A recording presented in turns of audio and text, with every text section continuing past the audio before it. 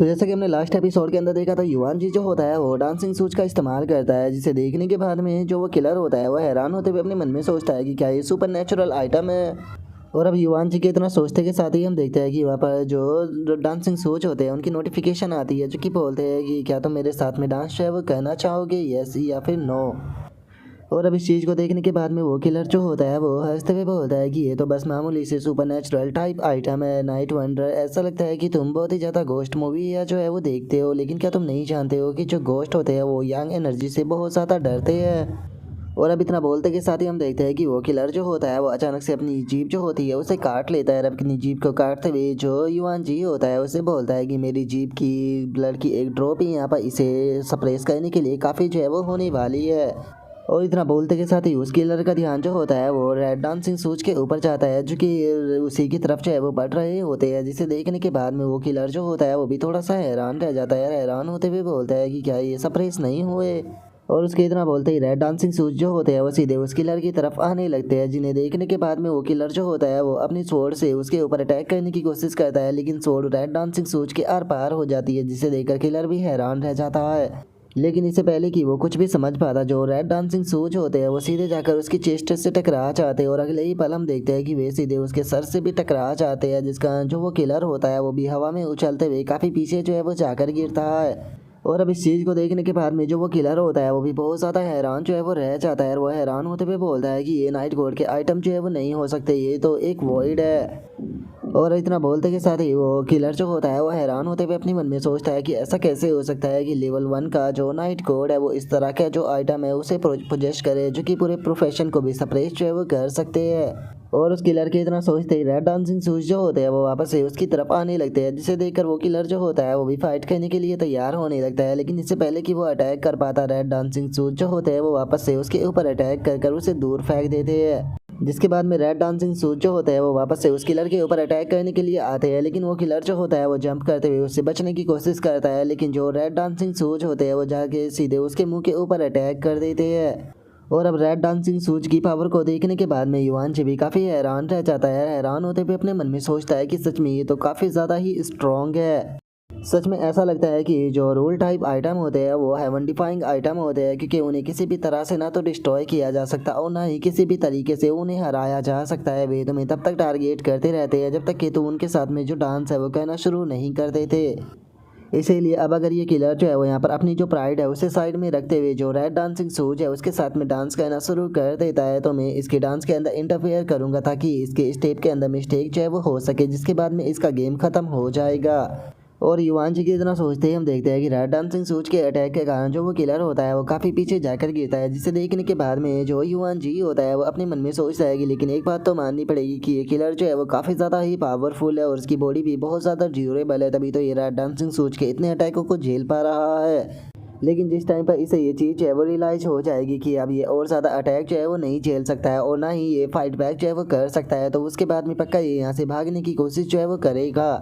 तो इसीलिए इससे पहले कि ये यहाँ से भागने की कोशिश करे उससे पहले ही मुझे इसके ऊपर अटैक जो है वो करना होगा। मैं इस पर्सन को यहाँ पर मार तो नहीं सकता हूँ, लेकिन उसके बाद भी मैं यहाँ पर किसी और पर्सन को भी इसे मारने जो है वो नहीं दूंगा। इसीलिए मुझे इसे तब तक के यहाँ पर होल्ड कर जो है वो रखना होगा जब तक के बाकी के लोग जो है वो यहाँ पर नहीं आ जाते। और युवान जी के इतना सोचते ही हम देखते हैं कि रेड डांसिंग सूज जो होते हैं वो वापस से उस किलर के जाकर मुंह के ऊपर अटैक करते हैं, जिस कारण किलर भी काफ़ी पीछे हट जाता है और उसे काफ़ी ज़्यादा गुस्सा भी आ रहा होता है। तभी युवान जी अपने मन में सोचता है कि यही मेरे पास में सबसे बढ़िया चांस है इसके ऊपर अटैक करने का। और अब इतना सोचते के साथ ही युवान जी जो होता है वो फुल स्पीड में उस किलर की तरफ जाने लगता है। लेकिन वहीं दूसरी तरफ जो किलर होता है उसका ध्यान युवान जी के ऊपर बिल्कुल भी नहीं होता और युवान जी जो होता है वो अचानक से ही उस किलर के पीछे जो है वो आ जाता है। और इससे पहले कि वो किलर कुछ भी समझ पाता, युवान जी जो होता है वो अचानक से अपनी वज्रा की मदद से उस किलर के ऊपर अटैक जो है वो कर देता है। लेकिन तभी हम देखते हैं कि उस किलर के चारों तरफ एक शील्ड बन जाती है, जिसका युवान जी का अटैक भी रुक जाता है, जिसे देखकर युवान जी भी हैरान रह जाता है। जिसे देखने के बाद में अब वो किलर जो होता है वो भी हंसने लगता है। रास्ते में जो युवान जी होता है उससे बोलता है कि नाइट कोड फाइनली तुमने अपना जो गार्ड था वो डाउन कर ही दिया। और अब उस किलर के इतना बोलते के साथ ही जो युवान जी होता है उसका ध्यान जो होता है वो उस किलर के हाथ पे जाता है, जिसने कि किसी आइटम को पकड़ा होता है, जिसे देखकर युवान जी अपने मन में सोचता है कि क्या ये डिफेंस आइटम है। और इतना सोचते ही अब युवान जी जो होता है वो चारों तरफ से जो वो किलर होता है उसकी शील्ड के ऊपर अटैक जो है वो करना शुरू कर देता है। और ये हम देखते हैं कि युवान जी के साथ में जो रेड डांसिंग सूज होते हैं वो भी चारों तरफ से उस शील्ड के ऊपर अटैक जो है वो कर रहे होते हैं। और कुछ देर लगातार अटैक करने के बाद में हम देखते हैं कि जो वो किलर होता है उसका डिफेंस जो होता है वो फाइनली टूट जाता है, जो देखकर वो किलर बोलता है कि चलो फाइनली तुमने मेरे डिफेंस को तो तोड़ दिया। और उसे किलर के इतना बोलते के साथ ही हम देखते हैं कि युवान जी जो होता है वो वापस से अपीयर होने लगता है, जिसे देखकर युवान जी अपने मन में सोचता है कि डैमिट मेरी नाइट रूम एबिलिटी का जो टाइम है वो ख़त्म हो गया। और अब युवान जी के इतना सोचते के साथ ही जो वो किलर होता है वो हंसते हुए जो युवान जी होता है उससे बोलता है कि चलो फाइनली इतने टाइम के बाद में तुम मेरे सामने जो है वो आ ही गए। और अब इतना बोलते के साथ ही वो किलर जो होता है वो युवान जी की तरफ अपनी स्किल को एक्टिवेट करते हुए बोलता है कि चलो टाइम आ चुका है अब तुम्हारे ख़त्म होने का। और अब उसके इतना बोलते के साथ ही हम देखते हैं कि उसकी स्किल का जो इफेक्ट होता है वो डायरेक्टली जो युवान जी होता है उसकी तरफ होने लगता है। और वो किलर जो होता है वो युवान जी से बोलता है कि अपनी वेपन को नीचे करो और रजिस्ट करना बंद करो। और अब उस किलर की बात को सुनकर जो युवान जी होता है वो भी बिल्कुल वैसा ही करता है। और जो वो किलर होता है वो हंसते हुए युवान जी जो होता है उससे बोलता है कि क्या तुम जानती हो कि मेरे पास में डिफेंस वेपन होने के बाद में भी मैं आखिर जो रेड डांसिंग शूज थे उन्हें अपने ऊपर अटैक जो है वो करने क्यों दे रहा था,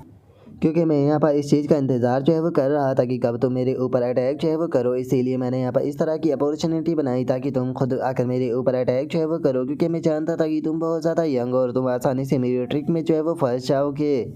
और वैसे भी ये जाओ यिंग का जो डिफेंस आइटम था ये पहले से ही आधा डैमेज जो है वो हो चुका था। अगर मैं इसका पहले ही इस्तेमाल जो है वो कर लेता तो जो रेड डांसिंग शूज थे वो इसे पहले ही डिस्ट्रॉय कर चुके होते तुम्हारे अटैक करने से पहले ही। इसीलिए मैंने जानबूझकर तुम्हारे सामने खुद की वीकनेस जो है वो दिखाई ताकि तुम यहाँ पर मुझे वीक समझकर अपना जो डिफेंस है उसे तोड़कर मेरे ऊपर अटैक करने आ सको। और इतना बोलते के साथ ही वो किलर युवान जी के ऊपर अटैक कर देता है। लेकिन तभी हम देखते हैं कि रेड डांसिंग सूट जो होते हैं वो आकर अचानक से जो युवान जी होता है उसके पैरों में लग जाते हैं। और वहीं दूसरी तरफ जैसे ही जो किलर होता है वो युवान जी के ऊपर अटैक जो है वो करता है तो हम देखते हैं कि अचानक से युवान जी जो होता है वो उस किलर का जो अटैक होता है उसे डॉज कर देता है। और हम देखते हैं कि वो ये कुछ रेड डांसिंग सोच के कारण कर पाया होता है, जिसने कि युवान जी को बहुत ही फनी तरीके से अटैक से बचाया होता है। और अब अटैक को डॉज करने के बाद में युवान जी जो होता है वो सीधे किलर की तरफ अटैक करने के लिए जाने लगता है, जो देखने के बाद में नाइट कोर जो होता है वो हैरान होते हुए अपने मन में सोचता है कि आखिर ऐसा कैसे हो सकता है, एक लेवल 1 का जो नाइट कोर है आखिर वो मेरी स्किल से अपने आप ही ब्रेक फ्री जो है वो कैसे हो सकता है। और उस किलर के इतना सोचते के साथ ही जो युवान जी होता है वो सीधे अपनी वजह से उस किलर के ऊपर अटैक जो है वो कर देता है, जिसका हम देखते हैं कि दर्द के मारे अब जो वो किलर होता है वो भी जोर जोर से चिल्लाना शुरू कर देता है। लेकिन उसके बाद भी हम देखते हैं कि वो किलर अभी भी हार जो है वो नहीं मानता और वो गुस्से में चिल्लाते हुए बोलता है कि नहीं मैं कभी भी जो है वो नहीं हार सकता, मैं अपनी हार जो है वो नहीं मानूंगा। और इतना सोचते के साथ ही वो किलर जो होता है वो वापस से युवान जी के ऊपर अटैक जो है वो कर देता है, लेकिन जो युवान जी होता है वो इस बार भी उसके अटैक को डॉज कर देता है। लेकिन तभी वो किलर जो होता है वो युवान जी को खिंचाकर अपना एक पंच जो होता है वो मार देता है। और हम देखते हैं कि उसका पंच इतना पावरफुल होता है कि युवान जी जो होता है वो भी हवा में उड़ते हुए सीधे दीवार से जाकर टकराता है, लेकिन अपने जो शूज़ होते हैं उनके कारण युवान जी वापस से खड़ा हो जाता है। और चूंकि युवान जी की स्किल का कूल डाउन जो है वो ख़त्म हो चुका था तो इसीलिए युवान जी जो होता है वो वापस से अपनी जो नाइट रूम स्किल होती है उसे एक्टिवेट कर वहाँ से गायब हो जाता है, जो देखने के बाद में जो वो किलर होता है उसे भी काफ़ी ज़्यादा गुस्सा जो है वो आने लगता है। और अब जो वो किलर होता है वो अपने मन में सोचता है कि अगर मैं यहाँ पर किसी को मार कर जो उसका ब्लड है उसे ड्रिंक जो है वो कर लेता हूँ तो मैं यहाँ पर जो अंडरग्राउंड पार्किंग है उसे निकल जो है वो पाऊँगा। और उससे अलग अपनी जो डीमन ब्लड रीजनरेशन एबिलिटी है उसका इस्तेमाल कर मैं अपनी जो इंजरी है वो उसे हील जो है वो कवर कर पाऊँगा। और जो reverse life and death skill है उसका भी इस्तेमाल जो है वो कर पाऊँगा। और अब इतना बोलते के साथ ही वो किलर जो होता है वो जोर जोर से पागलों की तरह जो है वो चिल्लाने लगता है और पागलों की तरह चिल्लाते हुए बोलता है कि मैं यहाँ पर कभी भी जो है वो नहीं हार सकता, खासकर लेवल 1 के एक नाइट कोर्ट से तो बिल्कुल भी नहीं। और अब उस किलर के इतना बोलते के साथ ही जो हमारा आज का एपिसोड है वो यहीं पर ही कंप्लीट जो है वो हो जाता है। तो नेक्स्ट एपिसोड के अंदर देखेंगे कि आगे क्या होता है। अगर आप लोगों को वीडियो अच्छी लगी हो तो लाइक करना, चैनल को सब्सक्राइब करना। मैं मिलता हूँ नेक्स्ट एपिसोड के अंदर, तब तक के लिए बाय बाय गाइस।